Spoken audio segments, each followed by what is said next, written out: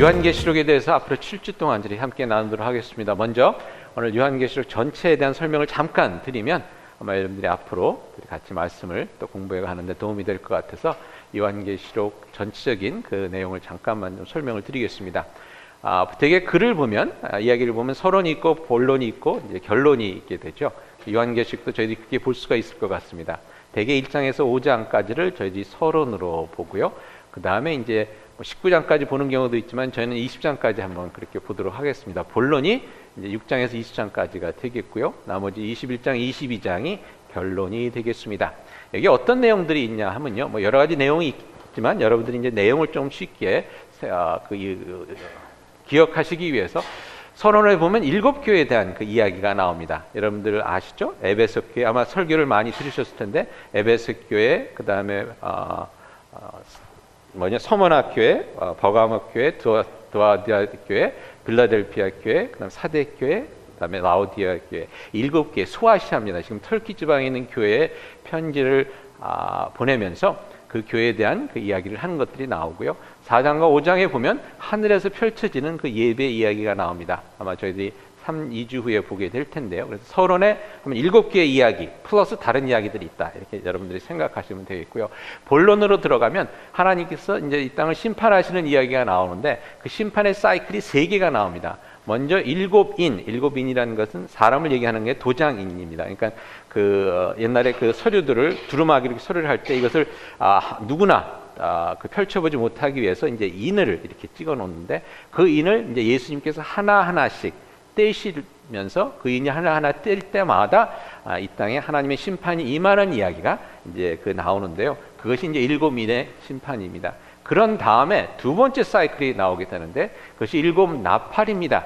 7 천사가 요한이 이제 환상을 보니까 7 천사가 이렇게 쭉 나와서 나팔을 다 들고 나왔는데 나팔을 하나 불 때마다 이제 이 땅에 뭐 불비가 내리고 우박이 떨어지고 뭐 이런 그 하나님의 심판이 임하게 되는 그 7 나팔 사이클이 있습니다. 그리고 마지막으로 7 대접입니다. 7 천사가 나와서 대접을 하나씩 갖고 있는데 이 대접을 땅에 던질 때마다 그 대접에 담겨져 있던 그런 하나님의 심판이 이제 땅에 임하는 그러한 이야기들이 나오게 됩니다. 그래서 7인, 7 나팔, 7 대접의 심판이 본론에 있구나 이렇게 생각하시면 되고요. 이제 거기에 곁들여져서 이제 다른 이야기들이 조금씩 나오게 되는데요. 그건 좀 이따 보도록 하겠습니다. 먼저 왜 7인, 7 나팔, 7 대접일까 하는 것을 여러분들이 좀 궁금해 하실 것 같아서 보니까 뭐 궁금 안 하신 것 같은데 일단 좀 궁금하셔야 될 것 같긴 한데 요한복음은 여러 가지 숫자가 나옵니다. 근데 숫자가 가지고 있는 의미가 뭔지만을 아셔도 요한계시록을 이해하기가 쉬운데요. 7이라는 숫자는 하나님의 완전한 숫자입니다. 그래서 7인 7 나팔은 하나님의 완전한 온전한 심판이 땅에 임하게 됐다는 것을 이제 이야기를 합니다. 그래서 아까 7교회라고 되어 있죠. 7교회도 하나님의 온전한 7교회니까 사실상 모든 세상의 교회에 주는 메시지구나 라고 여러분들이 이렇게 이해를 하시면 도움이 되겠습니다. 근데 왜 심판이 7인, 7 나팔, 7 대접 이렇게 3번 반복이 됐을까요? 3번 반복이 되는 것은 이게 아주 중요하고 온전히 이루어졌다는 것을 이제 이야기합니다. 저희들 여러분 아까 성경 공부 시간에 잠깐 나눴는데 이야기할 때 이 강조하고 싶은 것은 이렇게 반복을 하지 않습니까? 그죠? 뭐 예를 들어서 돈을 꿔주면서 돈 갚으라는 얘기를 할 때 돈 갚아 이렇게 한번 얘기하면 뭐 안 갚아도 돼 그런 거지만 꼭 갚아야 돼? 죽어도 갚아야 돼? 그럼 이거는 안 갚았다가 큰일 나는 일 아니겠습니까? 3번 반복됨으로 말미암아서 하나님의 심판이 진짜 온전하게 이 땅에 임하게 된다는 것을 저에게 말씀해 주고 있습니다. 그리고 마지막으로 결론 부분에 새 예루살렘이 이 땅에 임하는 것 보게 됩니다. 그래서 여러분들 보시면 다시 한번 말씀드리면 이 총 그거를 기억하실 때 7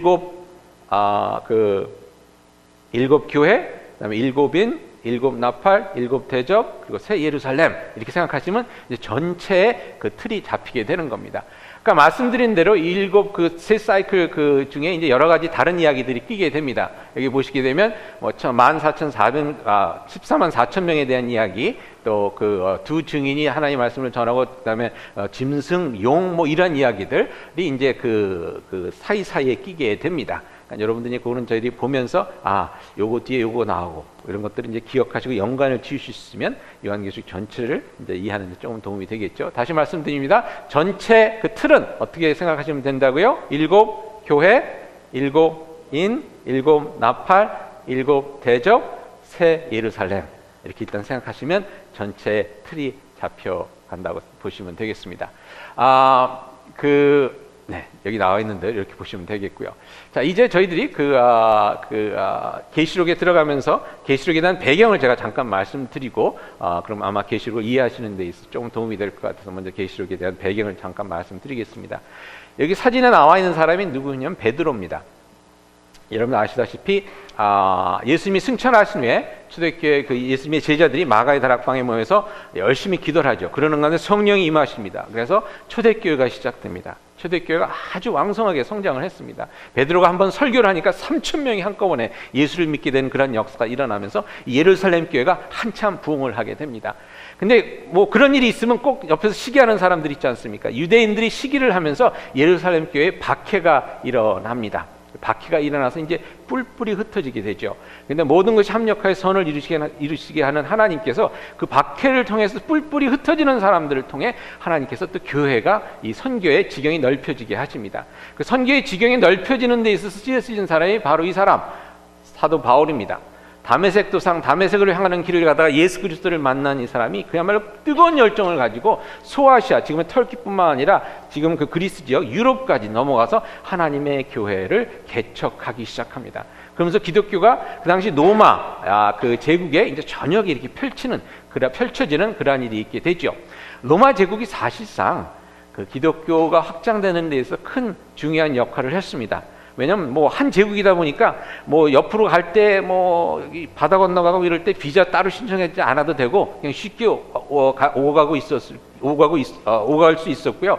또한 길을 잘 닦아놨습니다. 이 로마 제국이 군인들을 움직이기 위해서. 그러다 보니까 여행하는 것이 참 그때까지만도 굉장히 편한 그런 때였습니다. 그래서 사도 바울이 마음껏 여행을 하면서 복음을 전할 수가 있었습니다. 기독교는 그러는 가운데 그 로마의 그런 지금 말하면 이제 미국의 어떤 이런 풍요로움 같은 걸 함께 누리면서 이렇게 잘 성장을 했고요. 또 한동안은 로마 제국이 기독교를 박해를 하지 않았습니다. 로마 제국의 원래 그 정책은 그 소수민족들의 문화나 종교를 이렇게 존중해 주는 거였습니다. 그것이 로마 제국에 위협을 가하지 않을 정도만 되면, 조금 이제 커서 이게 위험하다 그러면 이제 그때는 얘기가 달라지겠지만, 그래서 기독교는 그때만 해도 아주 작은 종교였기 때문에 로마 제국에 어떤 위협을 줄 수 있는 그런 것이 아니었기 때문에 그 그늘 밑에서 잘 자랄 수가 있었습니다. Until 언제까지였나? 바로 이 사람 네로 황제입니다. 네로 황제가 이제 예수님이 돌아가시는 주후 60년대 이제 황제를 했던 사람인데요. 이 사람이 여러분들이 다 아시다시피 아주 나쁜 그런 황제였죠. 제대로 나라를 다스리지 않고 그야말로 방탕한 생활을 하고 많은 사람을 죽이고 이런 폭군이었습니다. 그러다 보니까 이 국민들이 이 네로 황제를 굉장히 미워했습니다. 이런 말하면 레이팅이 아주 그냥 바닥을 치고 있는 그런 상황이었습니다. 그러던 가운데 네로 황제 64년에 로마에 불이 났습니다. 로마시에 불이 났습니다. 그래서 반 이상이 타버리는 그러한 일이 있게 됩니다. 그러다 보니까 가뜩이나 인기가 없던 네로 황제의 지지율이 아주 그냥 바닥을 치고 마이너스로 내려가는 그런 상황이 돼버렸습니다. 그래서 나라를 다스리기가 힘들어지니까 네로 황제가 그것을 정치적으로 만회하기 위해서 내가 한 게 아니다, 나 때문이 아니다라고 것을 나타내기 위해서 희생양을 찾게 됩니다. 그 희생양이 기독교인들이었습니다. 근데 그것이 먹혀 들어갔던 것이 그 당시 기독교인들도 로마 사람들에게 그게 좋은 그런 평판을 듣지를 못했습니다. 왜냐하면 첫 번째, 이 기독교인들이 거룩함을 쫓다 보니까 로마의 문화랑은 많이 다른 그런 생활을 했죠. 같이 어울리지를 않았습니다. 그러다 보니까 그 로마 사람들에게 좀 이렇게 미움을 받아요. 쟤네들은 뭔데 저러냐? 예를 들어서 뭐 회식 가는데 나는 술을 안 마셔. 그래서 집에 일찍 가서 기도할래? 이러고 가면 여러분 얼마나 믿겠습니까? 저놈 자식 뭐 하는가? 이런 미움을 그렇게 받게 되었습니다. 그리고 또 그러다 보니까 오해가 생겼습니다. 어떤 오해가 생겼냐면 집에 가서 뭐 하는데 뭐 기도회 하고 그러는데 뭐 하는 거야 그게 촛불 켜놓고 이렇게 하는데 그래 또 성만찬을 나눈다는 얘기를 들으면서 성만찬 나눌 때 어떻게 하죠? 이것은 예수 그리스도의 살입니다. 예수 그리스도의 피입니다. 그러니까 사람들이 오해하기를 저 사람들은 식인종인 것보다 모여갖고 비밀스레 모임을 하는데 사람 잡아서 먹나? 사람 잡아서 어린아이 잡아서 제사 드리나? 뭐 이런 얘기도 있게 되었고요. 또 하나는 하류계층 사람들이 많이 믿게 되었습니다. 노예나 이런 사람들. 그러다 보니까 또 다른 로마 사람들에게 있어서 굉장히 좀 이상한 그런 그룹으로 비춰졌죠. 그러다가 그 사람들이, 이 기독교인들이 로마를 불질렀다 하니까 그것이 이제 이야기가 맞아 떨어지면서 기독교인들에게 박해가 시작이 되었습니다. 그래서 그때 네로 황제에 의해서 베드로가 십자가에 거꾸로 달려 죽게 되고요, 순교를 하게 되고, 또 사도 바울은 목이 잘려서 순교를 당하는 그런 일이 있게 됩니다. 그러면서 한때는 또 그 네로 황제가 죽은 다음에 기독교의 핍박이 조금 줄어드는가 싶다가 90년경에 이 황제가 도미티안 황제입니다. 도미티안 황제 때 새로운 그 핍박의 그런 역사가 시작됩니다. 그 로마 황제들은 소위 말해서 신으로 여겼는데, 신으로 여겨지는 것이 대부분 이제 죽은 다음에 신으로 추대가 되는 경우가 이제 대부분이었어요. 죽은 다음에 우리 황제는 신이었다 이렇게 해서 추대해주고 그랬는데, 도미티안 이 황제는 자신이 살아있을 때에 신 대접을 받기를 원했습니다. 나를 신으로 모셔라. 이러다 보니까 하나님 밖에는 신이 없다고 하는 기독교인들과 부딪히게 됐습니다. 그러면서 또 어떤 일이 있었냐면, 이때에 도미티안 황제 때에 있어서는 상류 계급층에서 예수를 믿는 사람들이 나오게 됐고요. 도미티안 황제의 조카가 예수를 믿는 사람이었고, 그러는 가운데 이 도미티안 황제가 그것을 알고 자기의 친척들 중에 예수를 믿는 사람들을 또 죽이게 됩니다. 근데 그러한 관계 속에서 이제 예수를 믿는 사람들의 그 핍박이 다시금 일어나게 됩니다. 이때에 사도 요한, 사도들이 많은, 거의 대부분 사도들이 순교당하고 죽었는데 사도 요한만큼은 그때까지 살았다고 저희 전설에 전해져 내려오는데요. 이 사도 요한이 이때 도미티안 황제 때 핍박을 받고 90년도니까 뭐 한 80대 이렇게 80세 정도 됐겠죠. 그 노인이 지금 터키 해안에서 3시간 반, 지금도 배를 타고 들어가면 한 3시간 반 정도 들어가는 반모섬이라는 곳으로 유배를 가게 됩니다. 귀향을 가는 겁니다. 반모섬은 한 가지 어려운 점이 샘이 없는 섬입니다. 비를 받아서 물을 해결해야 되는 그런 곳에, 죄인들을 보내는 그곳에 이 사도 요한이 잡혀가게 돼서 거기서 이제 하나님께서 보여주시는 그 환상을 보고 힘들고 어려워하는 교회들에게 용기를 불어넣어 주기 위해서 쓴 책이 요한계시록이 되겠습니다. 그 당시 여러분들 다 아시겠지만 이 교회는 굉장히 힘들고 어려운 그런 상황 속에 있었습니다. 이 사진 이제 요한의 그 그림이고요. 여러분 아시다시피 이게 그 카타콤이라는 데인데 지하 무덤입니다. 당신은 그 무덤을, 지금 제가 사바나에 지난번에 가보니까 옛날에 미국에서도 그렇게 했더라고요. 이렇게 큰 규모는 아닌데 가족이 이게 그 비석 같은데, 큰 비석이라기보다 납골당 같은 조그만 빌딩인데 그것이 무덤이 아니라 그걸 열고 들어가면 밑으로 내려가는 층계가 있고, 들어가면서 밑에 이렇게 가족들을 시체를 묻을 수, 이렇게 안장할 수 있는 그런 그 지하 무덤을 만들어 놓고 그렇게 장사를 지냈는데, 옛날에 그와 같이 사람들이 죽으면 여기 층층이 이렇게 돼 있는 것이 칸이 이제 시체가 거기로 들어가는 겁니다. 그래서 뭐 아버지가 죽으면 매니, 그 다음에 어머니 뭐 이런 식으로 들어가겠죠. 그런 카타콤 무덤인데 예배 드릴 곳이 없으니까 이곳에 모여서 예배를 드렸습니다. 그러다 보니까 이제 더 오해도 받고 이랬겠죠. 시체를 파먹는 사람들 뭐 이런 또 있었고요. 그 다음에 또 한 가지, 여러분 많이 보셨을 겁니다. 여러분 그 차 이런 스티커 붙이고 다니죠. 물고기 사인인데, 이 물고기 사인이 이제 예수를 믿는 기독교인들을 나타내는 사인이었습니다. 헬라어로 이제 익투스가 fish, 고기란, 물고기란 뜻인데요. 스펠링이 저렇게 되어 있습니다. 스펠링이 예수 그리스도 하나님의 아들 세이비어라는 그 말의 첫 자들을 모으면 익투스라는 저 글자가 되는 겁니다. 그래서 이 물고기가 이제 예수를 믿는 사람들의 그 표시가 됐습니다. 그래서 예를 들어서 이제 어떤 사람이 예배를 드리러 좀 가고 싶은데 뭐 다들 숨어서 예배 드리니까 알 수가 없지 않습니까? 그래서 요 근처 어디에 예배 드리는 곳이 있다고 그러는데 몰라서 모르겠다 그러고 이렇게 공원에 이렇게 앉아 있으면 이렇게 지나가다가 예수 믿는 사람이 지나가다가 이렇게 느낌에 저 사람 예수 믿는 사람인데 예배 찾는 것 같구나. 그러면 가서 예수 믿으세요 이랬다가 또 잘못하면은 이게 큰일 나지 않습니까? 그러니까 그 옆에 앉아서 이렇게 있다가 나무떼기로 이제 물고기를 이렇게 쫙 그립니다. 그럼 그 사람이 이렇게 보고 물고기? 그럼 자기도 이제 물고기를 딱 그리면 이 사람이 예수 믿는 사람이나 그래서 이제 같이 예배드리고 뭐 스파이 영화처럼 이제 그렇게 하기 위해서 썼던 것이 이제 그 물고기 표시입니다. 지금도 사실 보면 여러분 저희들이 박해를 당하고 있는 그런 곳이 많이 있죠. 저희들은 사실 몸에 이렇게 피부에 와닿지 않는 거지만 여러분들 아시다시피 북한 예수 믿다가 진짜 정치 수용소에 가기도 하고 지금 북한은 17년째 세계에서 가장 기독교 핍박이 박해가 가장 심한 나라로 17년째 지금 뽑히고 있습니다. 불명예스러운 일인데 여러분들 아마 이야기 많이 들으셨을 겁니다. 그런 것도 있고 지금 중국도 박해가 심해진다고 그럽니다. 특별히 십자가를 끌어내리는 운동이 십자가를 없애는 운동이 벌어져서 그 허가받고 세우는 십자가들도 막 와서 다 내리고 그거를 또 이제 저지하게 되면 또 붙잡아가서 또 공무방해라고 그래서 또 감옥에 쳐놓고 이제 이러한 그 핍박의 모습들이 세계 곳곳에서 사실 지금 일어나고 있습니다. 그런 교회를 향해서 예수를 바라보며 믿음을 지키자라고는 그런 용기를 불어주는 메시지를 준 것이 계시록의 메시지입니다. 특별히 예수님을 바라보는 데 있어서 세 가지를 이야기합니다. 오늘 그 1절에 보니까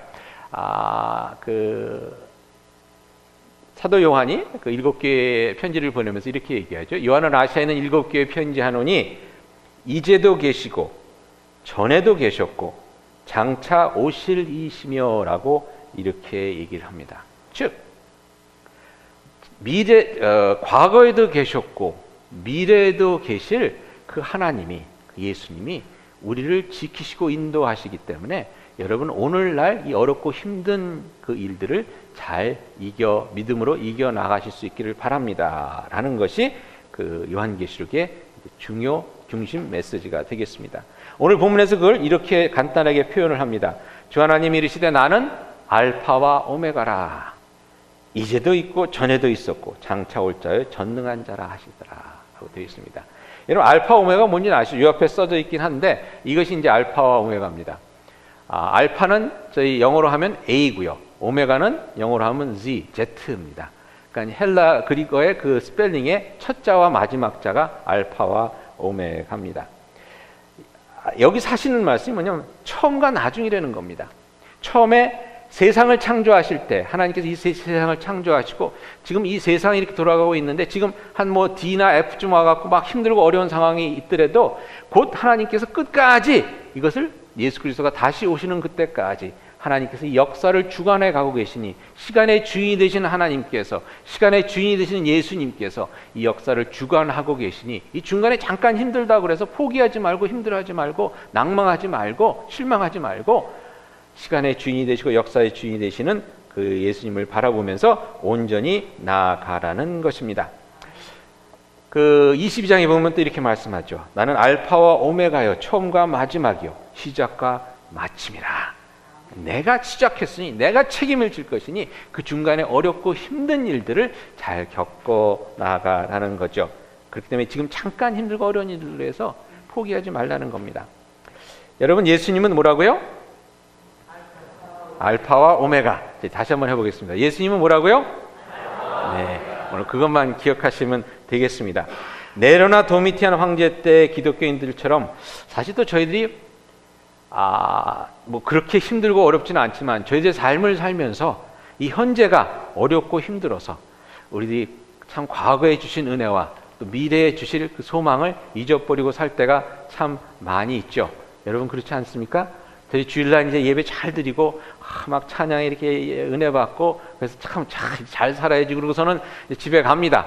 그런 다음에 월요일날 아침에 딱 일어나면서 어떻게 시작하십니까? 일주일을 어제 받은 은혜 가운데 내가 할렐루야 승리하며 가자 승리하며 살자 할렐루야 이러면서 아침에 일어나시는 분 물론 계시겠죠. 근데 반면에 또 여러분 저 같으면 많은 경우 이렇습니다. 월요일날 아침에 일어나면서 주일날 받았던 은혜는 까맣게 다 잊어버리고 어떻게 하죠? 나 일주일 동안 어떻게 일어나기 싫다 이러면서 저희 꾀병을 부리지 않습니까? 저희 살아가면서 보니까요, 과거만 제대로 기억해도 저희의 삶이 참 괜찮은 삶이 될 것 같아요. 근데 옛날에 주신 은혜를 저희들이 참 너무 쉽게 잊어버립니다. 저 같은 경우도 저희 와이프가 25년 동안 저에게 참 밥을 잘해줬는데 25년 동안 밥 잘해준 게 저녁이 30분만 늦으면 까맣게 잊어버립니다. 그러면서 뭐 밥을 제대로 안 해준다느니 그러면서 그 순간을 이겨내지를 못하는 경우가 많이 있습니다.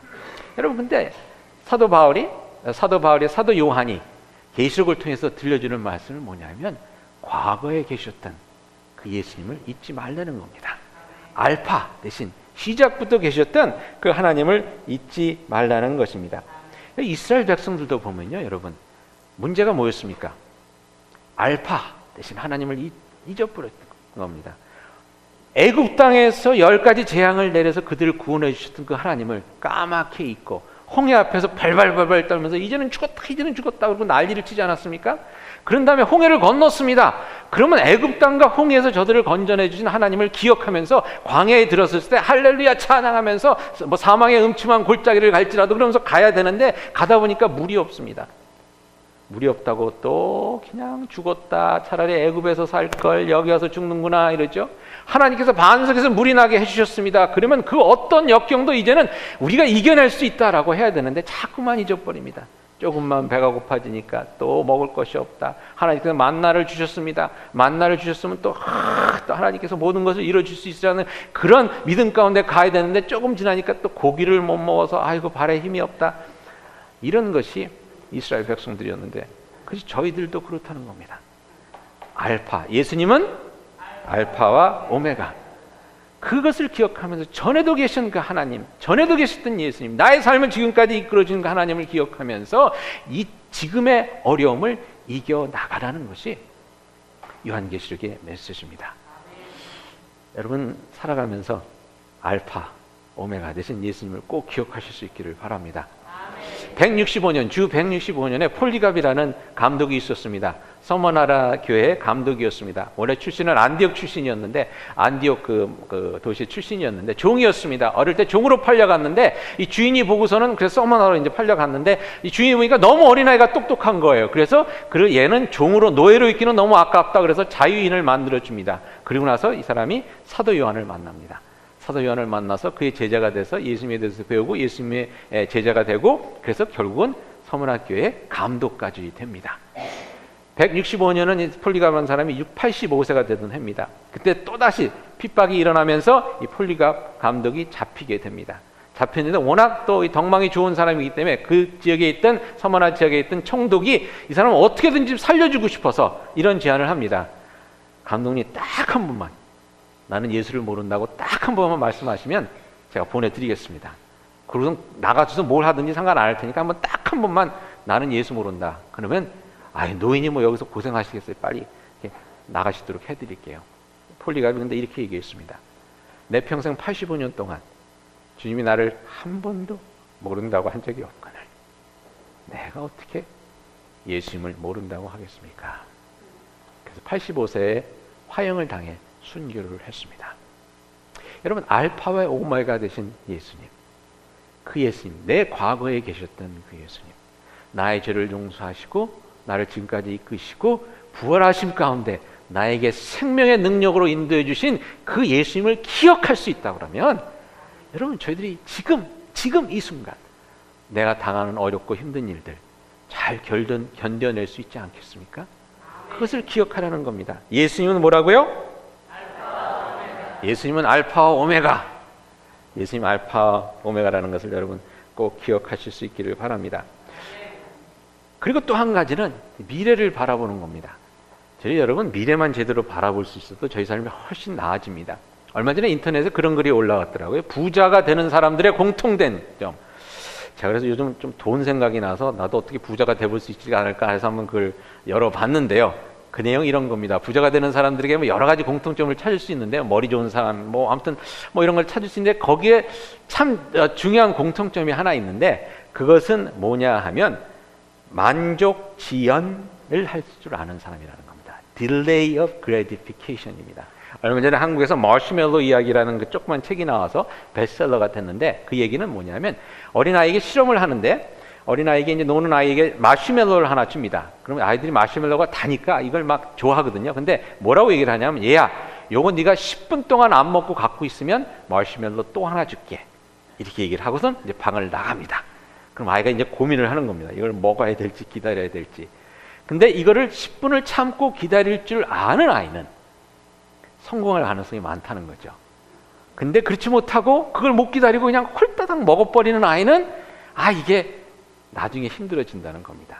근데 그렇게 내가 지금 받을 만족감을 미래로 미뤄두고 그것을 바라보면서 내가 이거 참고 있으면 마시멜로가 두 개가 생겨. 내가 여기 지금 돈 안 쓰고 이걸 잘 세이브하고 있으면 이걸 통해서 나중에 또 이런 일들을 할 수 있어. 이렇게 미래를 제대로 바라볼 수 있는 사람이 돈을 번다는 겁니다.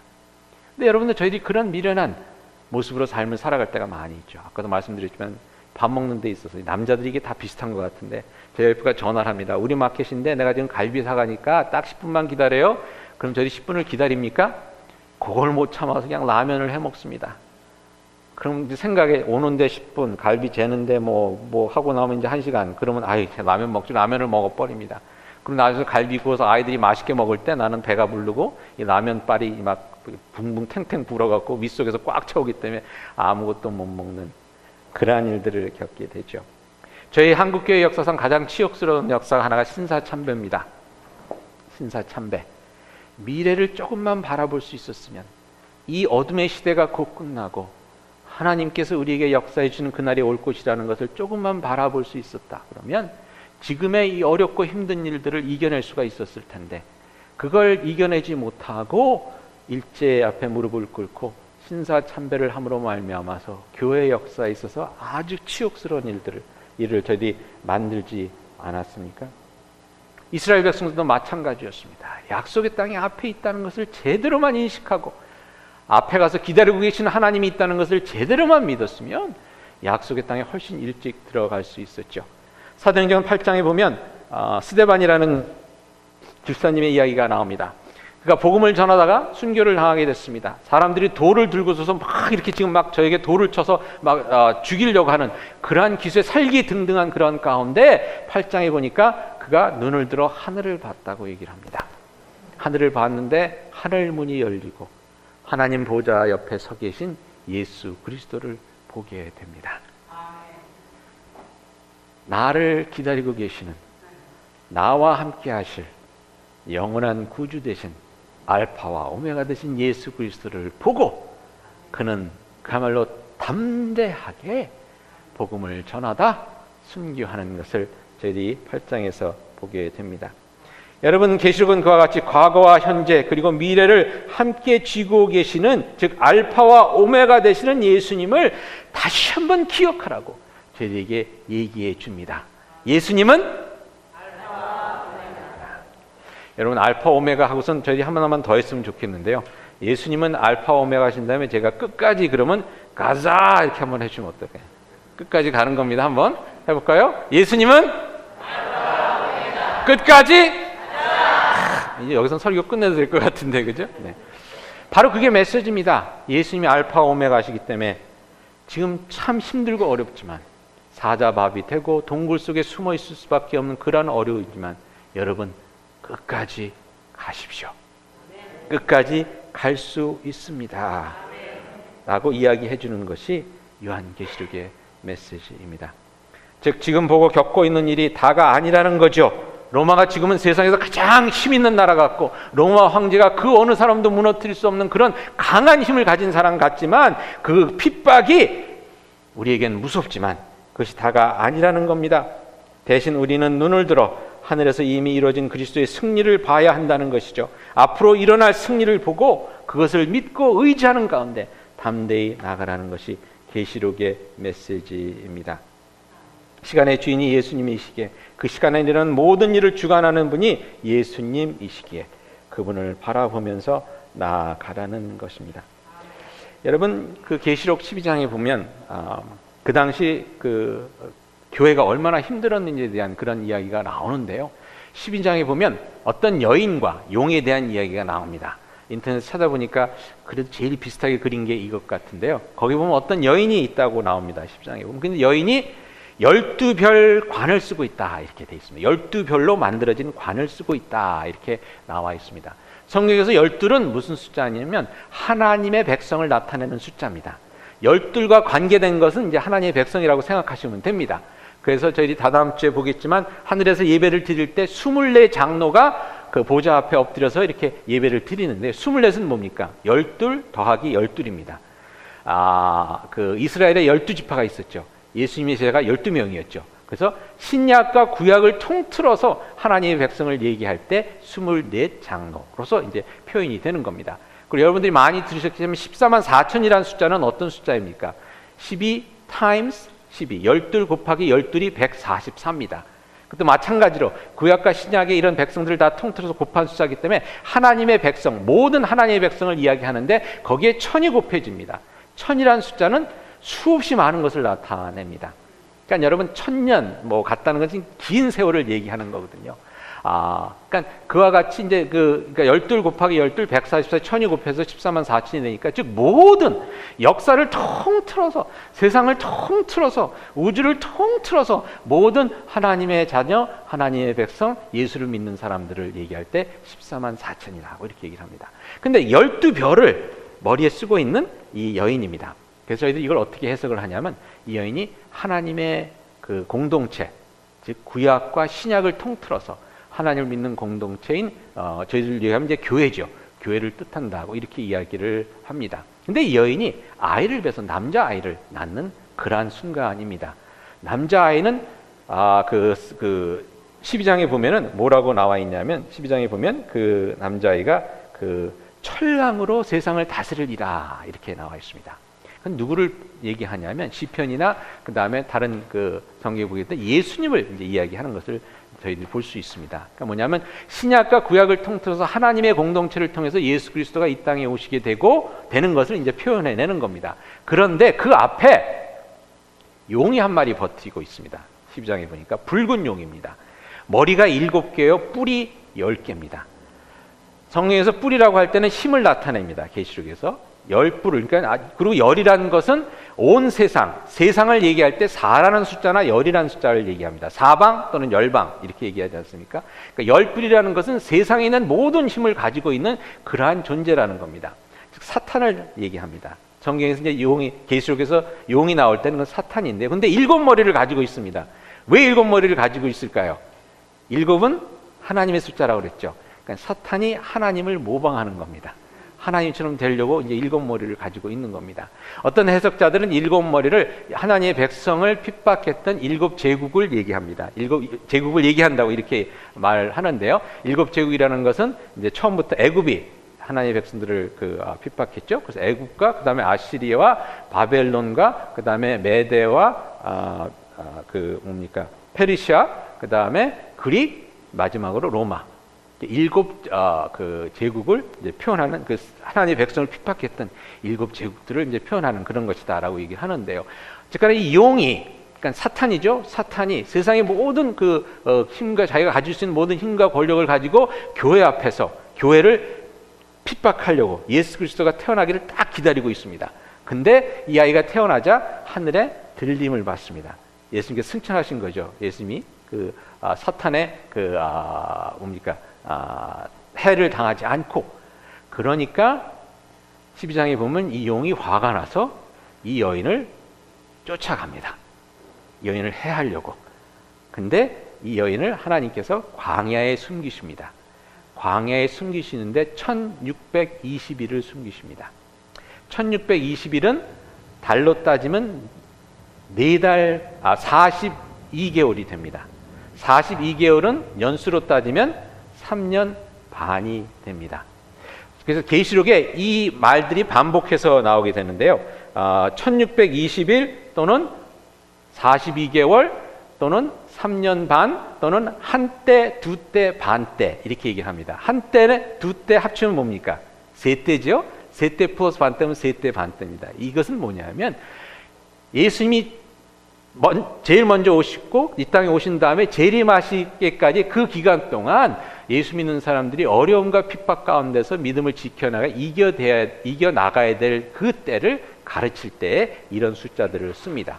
1620일, 42개월 또는 3년 반, 한때, 두때, 반때 이것이 나오면 여러분 이것이 고난의 그 시기구나 라고 이렇게 생각을 하시면 됩니다. 그래서 그동안 광야에서 지킴을 받는 그 이야기가 도망 다니는 이야기가 12장에 나옵니다. 근데 여기서 여러분들에게 좀 한번 그 상상의 나래를 펼쳐서 한번 봤으면 하는 것은요, 여러분 여인이 이렇게 있는데 그림을 그린 것이 요한에게 보여준 그림이 뭐냐면 가냘픈 여인이 있는데 그 앞에 무시무시한 머리가 7개가 있는 용이 있는 겁니다. 얼마나 무서운 상황입니까? 그렇죠? 근데 그 당시 교회가 그랬다는 겁니다. 여인 앞에 이 머리 7개, 뿌리 10개 달린 용 앞에 이렇게 있는 벌벌 떨면서 있는 여인과 같은 것이 바로 교회였다는 것입니다. 그러니까 사실 얼마나 무섭겠습니까? 얼마나 포기하고 싶겠습니까? 얼마나 그냥 숨어버리고 싶겠습니까? 그런데 그런 때에도 예수님이 알파와 오메가 되신 시간을 그 손에 쥐고 계신 그 예수님이 계시기 때문에 기억하십시오.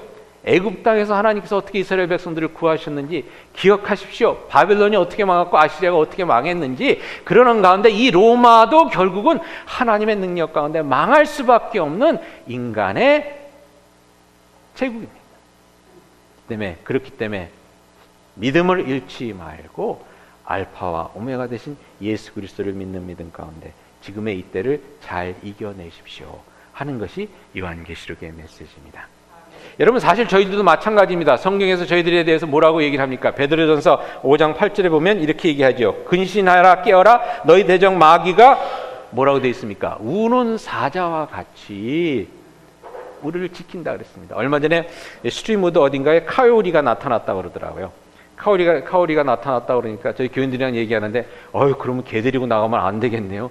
밤에는 나가지 말아야 되겠네요. 이런 얘기를 하는데 카오리 한 마리가 나와도 이렇게 벌벌 떠는 우리던데 그게 문제가 아니라 우는 사자처럼 이렇게 저희를 찾아다닌다는 겁니다. 그러면서 에베소서 6장 12절에 이렇게 말씀합니다. 우리의 싸움은 혈과 육을 상대하는 것이 아니요 통치자들과 권세들과 이 어둠의 세상 주관자들과 하늘에 있는 악의 영들을 상대함이라. 여러분 사탄은 말입니다. 이 지금을 열심히 살고자 하는 저희들에게 계속해서 공격을 해옵니다. 어떤 공격을 해옵니까? 너네 과거 그렇게 죄짓고 그렇게 살고 그랬는데 뭘 한다고 그래? 지금 나이가 얼마인데 지나온 세월이 지금 아무것도 못했는데, 그러면서 저희들에게 이 현재를 온전히 살지 못하도록 유혹을 합니다. 여러분 근데 저희들의 과거는 어떤 과거입니까? 알파와 오메가 되신 예수 그리스도 안에서 기억해야 하는 저희 과거는 뭡니까? 비록 죄악 가운데 살았지만 그런 삶을 예수님께서 어떻게 해주셨습니까? 그리스도의 보혈과 그리스도의 은혜 가운데 새롭게 만들어 주셨습니다. 그 역사가 저희들이 과거에 일어난 것입니다. 저희의 과거는 그냥 어둡고 힘들고 어려운 그런 과거가 아니라 예수 그리스도의 은혜로 새롭게 된, 리사이클된 새로운 그러한 과거입니다. 오늘 말씀은 그 과거를 기억하라는 겁니다. 그 속에 있었던 하나님의 은혜를 기억하라는 겁니다. 과거의 실수, 과거의 부끄러운 모습, 과거에 취했던 모습을 사탄 마귀는 자꾸만 드러내지만, 그렇기 때문에 너는 할 수가 없어 라고 얘기를 하지만, 알파와 오메가 되신 예수님께서는 저에게 뭐라고 말씀하십니까? 그 과거는 내가 함께 했던 과거다. 내가 보혈을 흘렸던, 내가 목숨을 드렸던, 그러므로 말미암아 새롭게 바꿨던 은혜의 과거임을 얘기해 줍니다. 그렇기 때문에 저희는 이 현실에서 어떻게 살 수 있습니까? 잘 살 수 있습니다. 담대하게 살 수 있습니다. 여러분 또한 저희들의 미래는 어떻습니까? 저희들의 미래를 보면서 어느 때는 참 저희들이 두려운 그런 마음이 많이 듭니다. 근데 미래는 계시록에 보니까 이렇게 나와 있습니다. 계시록 17장 14절에 보니까 그들이 어린 양과 더불어 싸우려니와, 그들이라는 것은 사탄 마귀의 세력을 얘기합니다. 싸우려니 어린 양은 만주의 주시오 만왕의 왕이시라 그들을 이기실 터인데, 또 그와 함께 있는 자들 곧 부르심을 받고 택하심을 받은 진실한 자들도 뭐라고 되어 있습니까? 이기리라고 되어 있습니다. 이기리라. 우리가 이긴다는 겁니다. 다시 오실 왕께서 이미 이기신 싸움이기에 그렇게 그분을 따르는 우리도 모두 다 이길 수 있다는 겁니다. 조금만 견디면 됩니다. 조금만 저희들도 참고 믿음 가운데 서 있으면 된다는 것입니다. 주님은 다시 오십니다. 그렇게 우리는 결코 지지 않습니다. 승리합니다. 포기하지만 않으면 이기는 싸움이라는 것이 오늘 말씀, 계시록의 말씀입니다. 예수님은 그러므로 우리 모두 함께 가자. 그런 믿음을 가질 수 있는 여러분들이 되실 수 있기를 바랍니다. 그렇기 때문에 우리는 어떻게 살아야 합니까? 제가 안 넘겼군요. 나는 왜 안 넘어가고 있나 그러고 보고 있었는데, 계시록 1장 5절에 보니까 이렇게 나옵니다. 충성된 증인으로 죽은 자들 가운데서 먼저 나시고 땅의 인문들의 머리가 되신 예수 그리스도로 말미암아 은혜와 평강이 너희에게 있기를 원하노라. 은혜와 평강이. 그러면서 이렇게 말씀합니다. 그의 아버지 하나님을 위하여 우리를 나라와 제사장으로 삼으신 그에게 영광과 능력이 세세토록 있기를 원하노라. 하나님의 은혜와 평강이 예수님을 통한 승리의 미래가 우리에게 약속되었기 때문에 우리는 왕 같은 제사장같이 우리들의 삶을 살 수 있다는 것입니다. 그런데 여러분, 삶을 살아가실 때 왕 같은 제사장이 어떻게 걷겠습니까? 이렇게 그냥 바삐 이렇게 걸어가지 않습니다. 느긋하게 걸어갑니다. 삶을 사실 때 조급하게 생각하지 마시고 느긋하게, 넉넉하게, 여유 있게 사실 수 있기를 바랍니다. 사탄은 야, 네가 뭘 하냐? 그래서 마음을 자꾸만 쫄아들게 합니다. 미래에 답답하고 무섭고 두렵기만 합니다. 하지만 알파와 오메가 되신 예수님께서 우리에게 주시는 평강과 능력 가운데 우리는 여유 있게, 은혜롭게 이 시간을 살 수 있는 것입니다. 또한 여러분, 매 순간순간을 열심히 사는 것입니다. 이 순간을 우리에게 주시기 위해서 그리스도께서 보혈을 흘려주시지 않으셨습니까? 이 순간을 또 예수님께서 기억하시면서 우리를 기다리고 계신 참으로 소중한 순간입니다. 그렇기 때문에 지금 이 순간 그냥 저희들이 덜렁덜렁 이렇게 살 수 있는 그런 시간이 아닙니다. 예배 드리는 이 순간 얼마나 소중한 순간입니까, 여러분? 이 시간을 저에게 주시기 위해서 예수 그리스도, 과거에 예수 그리스도께서 얼마나 큰 고난을 받으셨고 또 우리를 여기까지 인도하시기 위해서 성령님께서 얼마나 깊은 탄식과 그 애타는 마음으로 저희를 붙잡아 주셨습니까? 그래서 예배를 드릴 때 여러분 아주 정성을 다해서, 힘을 다해서 그렇게 드리실 수 있기를 바랍니다. 예배를 드리면 진정 최선을 다해 아름답고 거룩하게 드리십시다. 아멘을 하더라도 여러분 그냥 아멘 이렇게 하지 마시고 이 중요한 순간입니다. 크게 하실 수 있기를 바랍니다. 왜냐하면 예수님은 그렇기 때문에 우리가 이 순간, 주님께서 주신 귀한 순간을 통해서 하나님께 최고의 것을 드릴 수 있어야 하지 않겠습니까? 일을 하시려면 열심히 하실 수 있기를 바랍니다. 모든 일을 할 때 뭐라고 했습니까? 성경에서 하나님을 섬기듯 하라고 했습니다.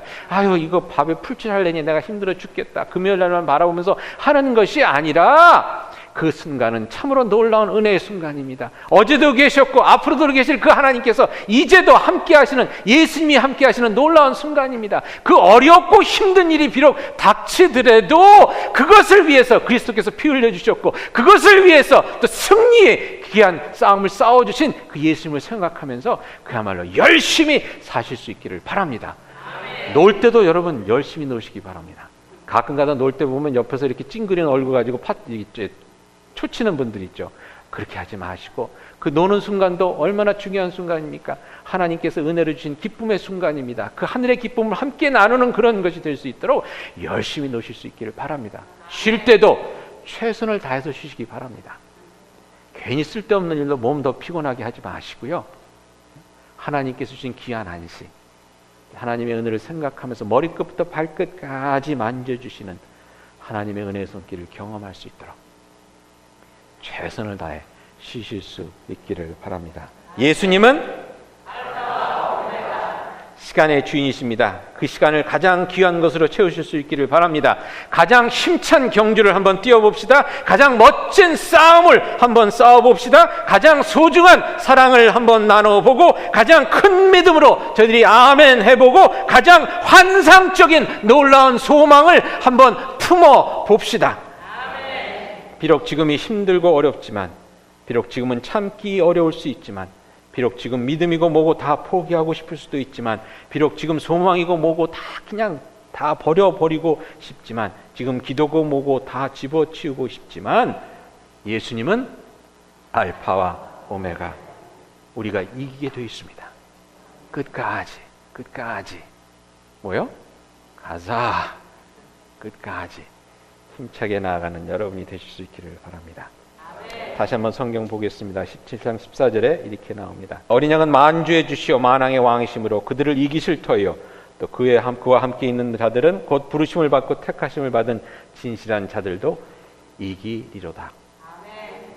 본문 말씀 다시 한번 읽어봅니다. 1장 8절. 주 하나님이 이르시되 나는 알파와 오메가라. 이제도 있고 전에도 있었고 장차 올 자여 전능한 자라 하시니라. 알파 오메가 되신 예수님과 함께 오늘을 힘차게 살아가시고 사탄 마귀와 싸움을 힘차게 싸우셔서 승리하는 살림교회 모든 교인 여러분 되실 수 있기를 그리스도의 이름으로 축원드립니다. 기도하시겠습니다. 주 안에 영원히